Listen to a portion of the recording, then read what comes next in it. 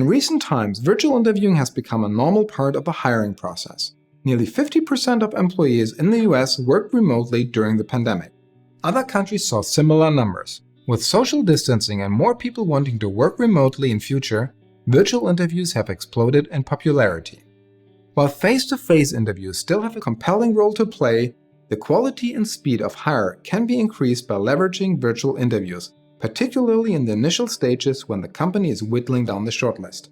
For companies, virtual interviewing means they can schedule interviews faster without having to coordinate when everyone will be available to meet in person.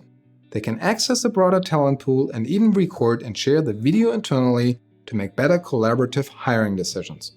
For job seekers, an online interview means you don't have to take time off work to do an interview. It's more confidential because there's no chance of running into someone you know. You're also likely to be less nervous because you can do the interview in your home. So don't be surprised if you receive a Zoom, Teams, or Skype meeting link. We're also starting to see a rise in video platforms specifically aimed at virtual interviewing. Some of these even incorporate tools such as psychometrics and skill tests. Just because a virtual interview can feel more relaxed, that doesn't mean you shouldn't be just as prepared as you would with an in-person interview. This goes for everything from the technology you use to the answers you give. Preparation is everything. The day before, I recommend you download, test, and double-check the latest version of the software. Even if it's a platform you're familiar with, things can and do go wrong. Let me share with you a real story. A candidate was recently invited to a virtual interview for a senior position at a law firm. It was through a platform he'd used a couple of times before, so he didn't check the settings beforehand. On the day of the interview, something went wrong. And of course, the more he struggled to sort things out, the more nervous he got. After several attempts to rejoin the meeting, the interviewer messaged to cancel the interview. As the candidate would participate in online meetings as part of their job, the interviewer took this as evidence of his technology skills and rejected him immediately. I know it sounds harsh, but it does happen. So even if you're familiar with the technology, it's important to check the lighting and background as well as audio and video quality. Ensure you have a strong internet connection. Choose a room with good acoustic and lighting. I recommend using a high-resolution Full HD or 4K webcam to help you look your best. These offer better video and lighting quality, which will capture details better. Go for something like the Logitech C920S HD Pro webcam or the Nuluxi C900. Which are fantastic for video conferencing and streaming. A video ring light is another pro tip. Ring lights reduce shadows and minimize blemishes by providing even light coverage. Some even come with a webcam or phone holder. If you're not worrying about how you look on camera, you will feel more relaxed and better able to focus on the interviewer, not yourself. And then there's the background. I have to admit that's one of the first things I notice when I'm talking to someone virtually is their background, or lack of it.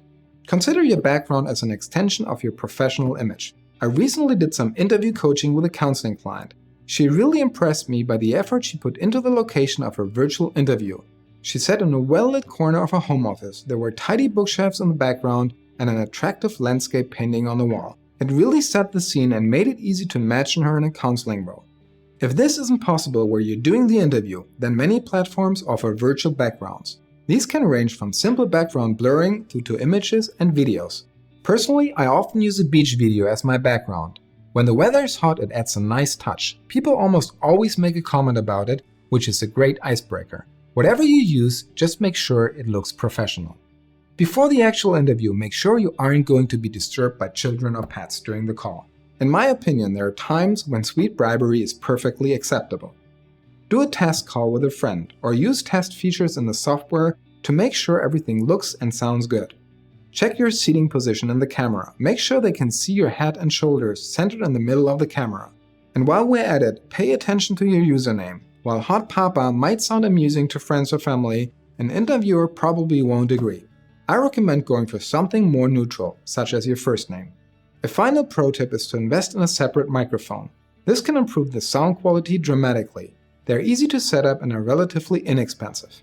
Finally, check that you know where the camera is to avoid looking away from the viewer. By following all these steps, you will avoid being rejected like the unfortunate lawyer. Okay, ready for your next task? This one's entirely optional, but I would encourage you to set up your video camera or smartphone and practice answering 2 to 3 questions from the bonus downloadable interview questions I've included with this masterclass. Not only will this enable you to practice how to answer these, but it will help you feel more comfortable with the virtual interview format. In part 4 of this interview masterclass, I'll share some tips and techniques to help you excel on the day of the interview.